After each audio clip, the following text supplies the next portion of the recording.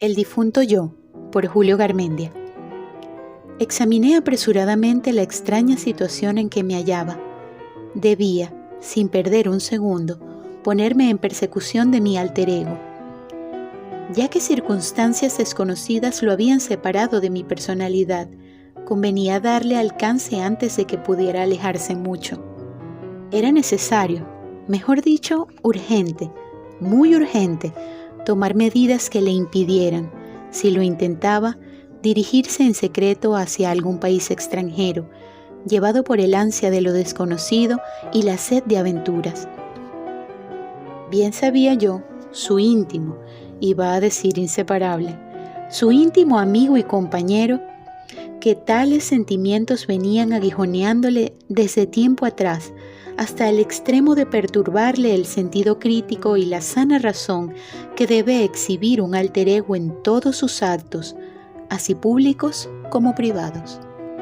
Tenía, pues, bastante motivo para preocuparme de su repentina desaparición.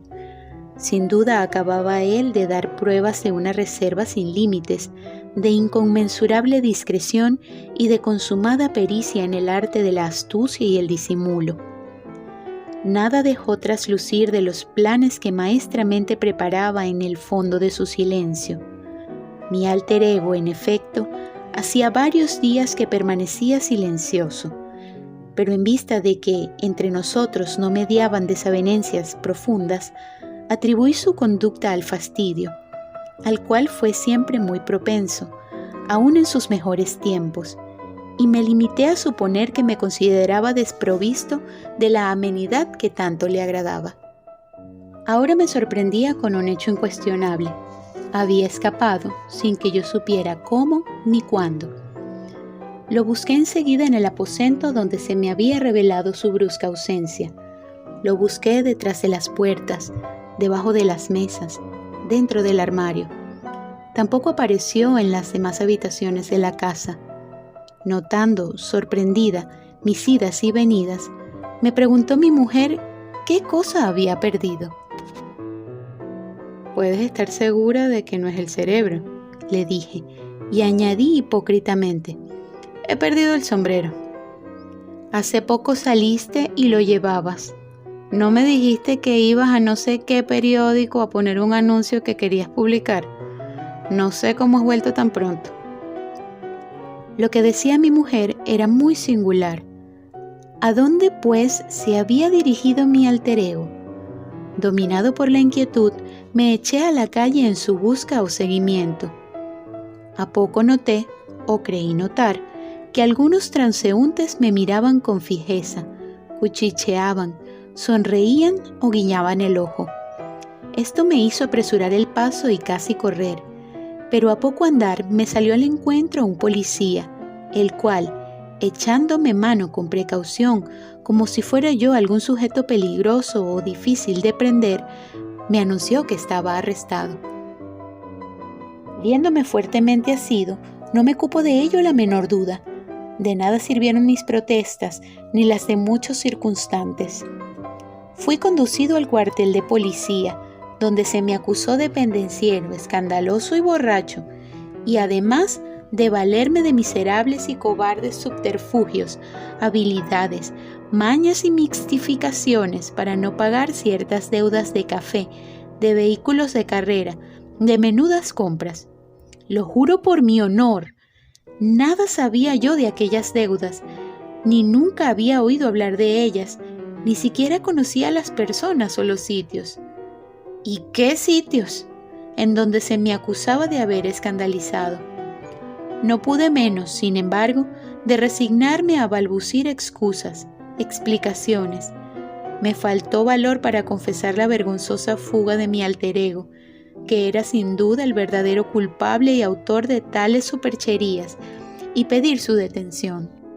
Humillado, prometí enmendarme. Fui puesto en libertad, y alarmado, no ya tanto por la desaparición de mi alter ego como por las deshonrosas complicaciones que su conducta comenzaba a hacer recaer sobre mí, me dirigí rápidamente a la oficina del periódico de mayor circulación que había en la localidad, con la intención de insertar enseguida un anuncio advirtiendo que, en adelante no reconocería más deudas que las que yo mismo hubiera contraído. El empleado del periódico, que pareció reconocerme en el acto, sonrió de una manera que juzgué equívoca, y sin esperar que yo pronunciara una palabra, me entregó una pequeña prueba de imprenta, aún olorosa a tinta fresca, y el original de ella, el cual estaba escrito como de mi puño y letra. Lo que peor es, el texto del anuncio, autorizado por una firma que era la mía misma, decía justamente aquello que yo tenía en mente, es decir, pero tampoco quise descubrir la nueva superchería de mi alter ego. ¿De quién otro podría ser? Y como aquel era, palabra por palabra, el anuncio que yo quería, pagué su inserción durante un mes consecutivo. Decía así el anuncio en cuestión: participo a mis amigos y relacionados de dentro y fuera de esta ciudad que no reconozco deudas que haya contraído otro que no sea yo. Hago esta advertencia para evitar inconvenientes y mixtificaciones desagradables. Andrés R. Volví a casa después de sufrir durante el resto del día que las personas conocidas me dijeran, a cada paso, dándome palmaditas en el hombro: «Te vi por allá arriba», o bien, «Te vi por allá abajo». Mi mujer, que cosía tranquilamente, al verme llegar detuvo la rueda de la máquina de coser y exclamó: «¡Qué pálido estás!». «Me siento enfermo», le dije. «Trastorno digestivo», diagnosticó. «Te prepararé un purgante y esta noche no comerás nada». No pude reprimir un gesto de protesta. ¿Cómo? La escandalosa conducta de mi alter ego me exponía a crueles privaciones alimenticias, pues yo debería purgar sus culpas de acuerdo con la lógica de mi mujer. Esto desprendíase de las palabras que ella acababa de pronunciar. Sin embargo, no quería alarmarla con el relato del extraordinario fenómeno de mi desdoblamiento. Era un alma sencilla, un alma simple. Hubiera sido presa de indescriptibles terrores y yo hubiera cobrado a sus ojos las apariencias de un ser peligrosamente diabólico. ¿Desdoblarse? ¡Dios mío! Mi pobre mujer hubiera derramado amargas lágrimas al saber que me acontecía un accidente tan extraño. Nunca más hubiera consentido en quedarse sola en las habitaciones donde apenas penetraba una luz débil. Y de noche, era casi seguro que sus aprensiones me hubieran obligado a recogerme mucho antes de la hora acostumbrada, pues ya no se acostaría despreocupadamente antes de mi vuelta, ni la sorprendería dormida en las altas horas, cuando me retardaba en la calle más de lo ordinario. No obstante los incidentes del día, todavía conservaba yo suficiente lucidez para prever las consecuencias de una confidencia que no podía ser más que perjudicial.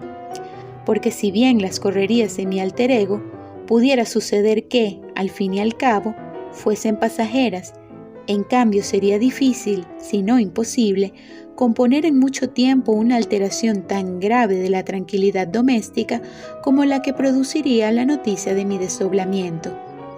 Pero los acontecimientos tomaron un giro muy distinto e imprevisto.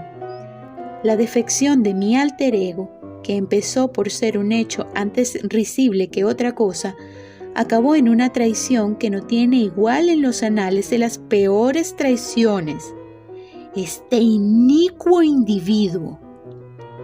Pero observo que la indignación, una indignación muy justificada por lo demás, me arrastra lejos de la brevedad con que me propuse referir los hechos.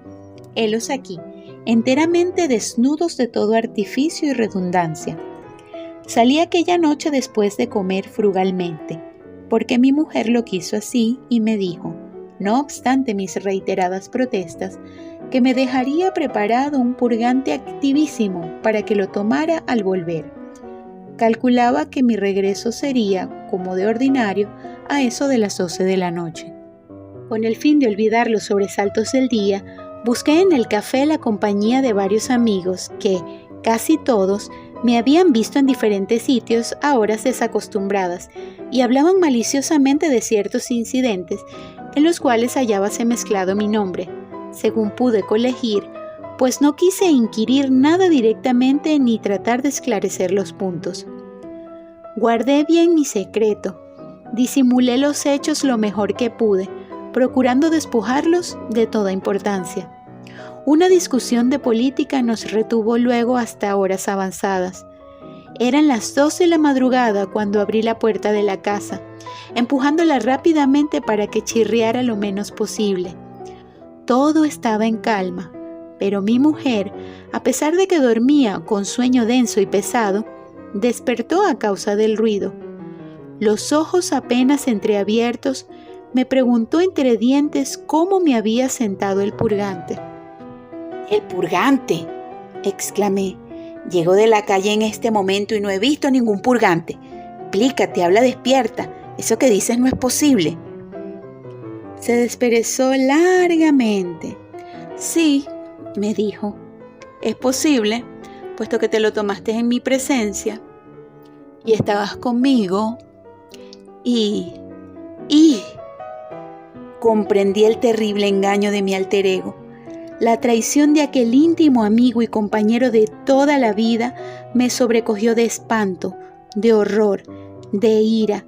Mi mujer me vio palidecer. «Efecto del purgante», dijo.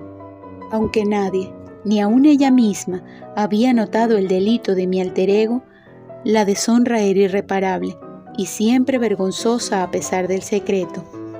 Las manos crispadas, erizados los cabellos, lleno de profundo estupor, salí de la alcoba en tanto que mi mujer, volviéndose de espaldas a la luz encendida, se dormía otra vez con la facilidad que da la extenuación.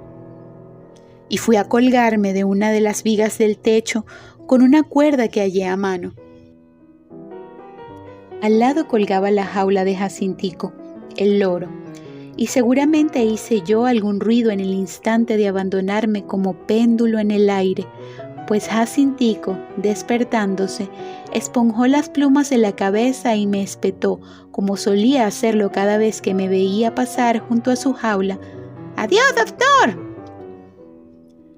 Tengo razones para creer que mi alter ego, que sin duda espiaba mis movimientos desde algún escondrijo improvisado, a favor de las sombras de la noche, se apoderó enseguida de mi cadáver, lo descolgó y se introdujo en él.